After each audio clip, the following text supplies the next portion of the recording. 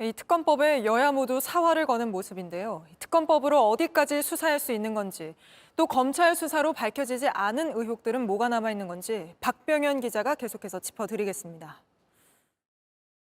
도이치모터스 주가는 2009년부터 3년간 2,000원대에서 8,000원까지 올라갔습니다. 2020년 4월 검찰 수사가 시작됐습니다. 검찰은 권오수 전 도이치모터스 회장 등 주가 조작 세력이 차명 계좌로 시세를 조종한 걸로 봤습니다.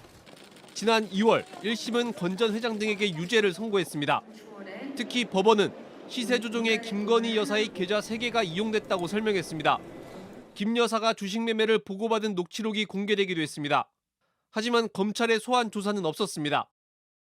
일단 소환 조사한 바는 없고 서면 조사를 했었고, 검찰은 현재까지 3년이 넘도록 김 여사가 주가 조작을 공모했는지 결론을 내지 않고 있습니다. 특검법의 수사 대상은 크게 3가지입니다. 먼저 김 여사와 가족이 도이치모터스 주가 조작에 개입했는지, 다른 상장사의 주식을 특혜 매입했는지입니다. 윤석열 대통령의 장모인 최은순 씨도 대상에 포함되는 겁니다. 다른 관련자들의 불법 행위와 수사 과정에서 나온 새로운 혐의도 조사하도록 돼 있습니다. 법에는 70일간 수사를 진행하고 필요에 따라 30일을 연장할 수 있도록 돼 있습니다. JTBC 박병현입니다. 군의 가장 중요한 임무는 우리 땅을 지키는 거죠. 그런데 국방부가 군인들 정신교육 교재에 독도를 영토 분쟁 지역으로 기재한 걸로 드러났습니다. 독도가 우리 고유의 영토라는 걸 인정하지 않고 국제사회에 마치 소유권 분쟁이 있는 지역인 것처럼 알리려 하는 건 일본의 외교 전략이죠. 파문이 커지자 국방부는 뒤늦게 이 교재를 모두 회수하기로 했습니다. 먼저 김재현 기자입니다. 각 군 부대에서 군 장병 교육 지침서로 배포한 정신전략교육 기본교재입니다. 국방부가 5년 만에 전면 개편했는데 발간한 지 얼마 안 돼 전량 회수하기로 결정했습니다. 우리 영토인 독도를 한반도 지도에서 삭제해 싣고 특히 독도를 영토 분쟁 지역으로 적어 파문이 커지면서입니다. 교재는 동북아 정세를 설명하면서 한반도 주변은 중국, 러시아, 일본 등 여러 강국이 첨예하게 대립하고 있다며 갸오이다오, 쿠릴 열도, 독도 문제 등 영토 분쟁도 진행 중에 있다고 기술했습니다. 국방부는 처음에는 영토 분쟁 문장의 주어는 주변국이라며 우리 주장은 아니라고 했습니다. 주변 국가들이 영토에 대해서 여러 가지 주장을 하고 있다 하는 얘기를 하는 것이지 우리 국가가 독도를 영토 분쟁으로 인식한다 그런 식의 기술은 아닌 것으로 알고 있고 그렇게 보시면 될 것 같습니다. 하지만 윤석열 대통령이 결코 있어서는 안 될 일이라며 크게 질책하자 국방부는 기존 입장을 2시간도 안 돼 번복했습니다. 국방부는 치밀하지 못한 부분에 대해 상황의 엄중함을 인식한다며 교재를 전량 회수하고 집필 과정에 있었던 문제점들을 감사 등을 통해 신속히 조치하겠다고 밝혔습니다.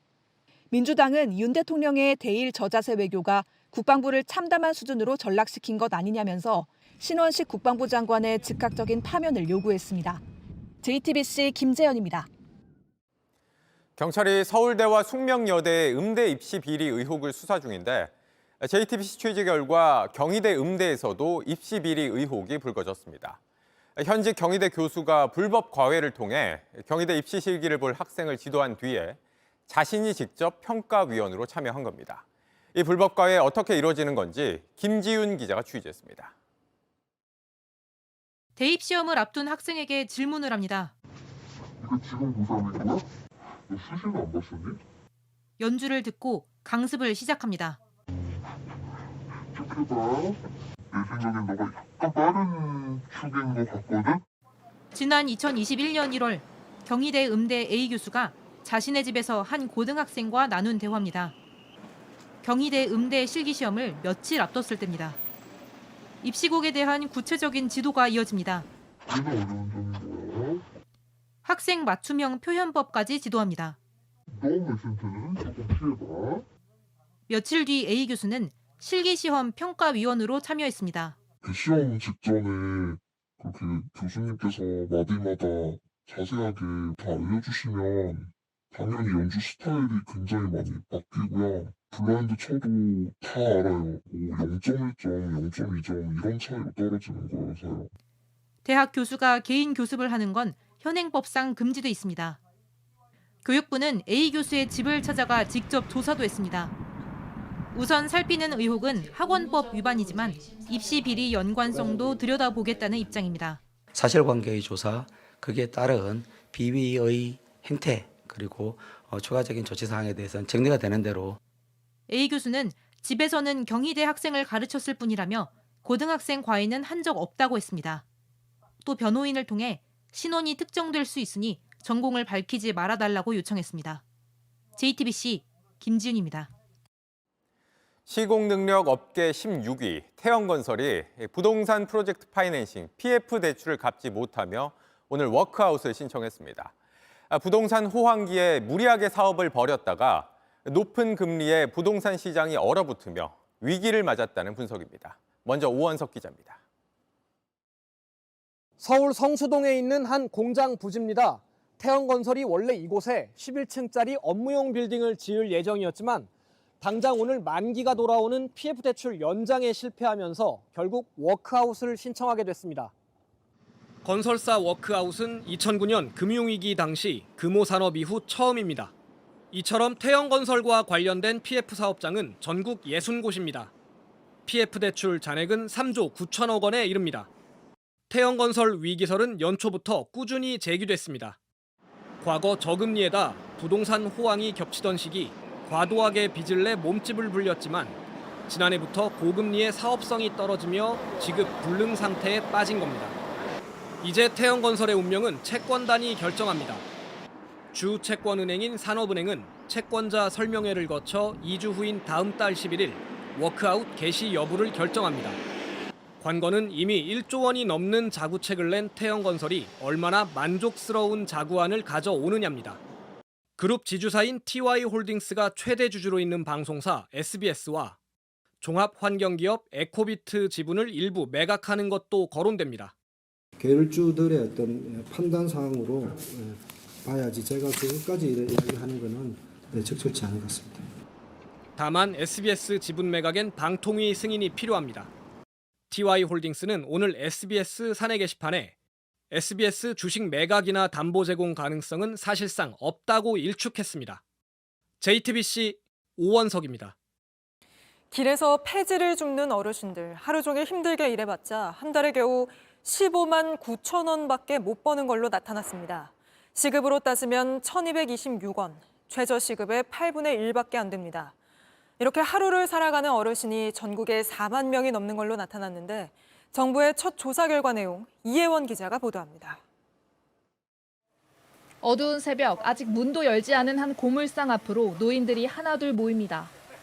저마다 커다란 리어카에 폐지를 한가득 담아왔습니다.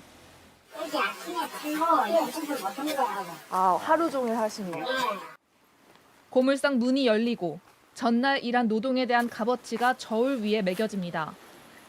90살 할아버지는 6시간 동안 모은 폐지값으로 겨우 7,600원을 받았습니다. 그러면은 총 190kg. 그렇지. 거기에 40원씩 곱해. 이렇게 하루를 버티는 노인이 전국에 4만 명이 넘는 걸로 나타났습니다. 평균 나이는 76살. 이들 중 절반 넘게는 생계를 위해 일하고 있었습니다. 우리 할아버지 있어. 할아버지 아파서 집에서 같이 했는데 한 3년 전서부터 못해. 하지만 하루 평균 5시간 넘게 일해도 한 달에 고작 15만 9천 원을 손에 줬습니다. 시급으로 따지면 1,226원, 최저시급의 8분의 1입니다. 대부분 기초연금과 폐지 수입에 의존하고 있습니다. 전체 노인의 소득의 겨우 절반가량 되는 겁니다. 국민연금 좀 들었지. 근데 우리는 늦게 들었기 때문에 한 5년밖에 안 했어. 그래서 10만 원, 요령용 24만 원. 이에 복지부는 폐지 줍는 노인을 모두 찾아 일자리를 연계하겠다고 했습니다. 하지만 정부의 노인 일자리는 대부분 급여가 낮고 소득 공백도 있습니다.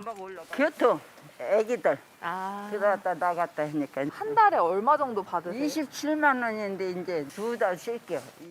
당장 생계가 어려운 노인을 우선 발굴해 촘촘한 지원을 해야 한다는 지적입니다. 직접적인 어떤 현금 보장, 생계 지원을 강화하는 게 더 필요한 일이 아닌가라고. JTBC 이혜원입니다. 안녕하세요. 뉴스룸 앵커 한민용입니다. 오늘도 JTBC 뉴스룸을 시청해주신 여러분 고맙습니다. 오늘 저녁에도 뉴스의 현장에서 찾아뵙겠습니다.